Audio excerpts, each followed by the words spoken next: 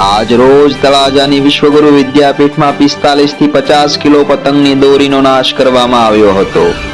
ભાવનગર જિલ્લાના તળાજા તાલુકાના ગોપનાથ રોડ ઉપર આવેલી વિશ્વગુરુ વિદ્યાપીઠના વિદ્યાર્થીઓએ પર્યાવરણ અને જીવસૃષ્ટિની રક્ષા માટેની અનોખી પહેલ કરેલી જોવા મળી હતી।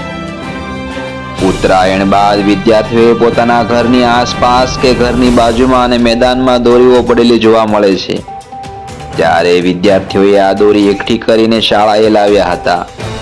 સૌથી વધારે દોરી લાવનાર વિદ્યાર્થીઓને શાળા દ્વારા પ્રોત્સાહિત પણ કરવામાં આવ્યા હતા।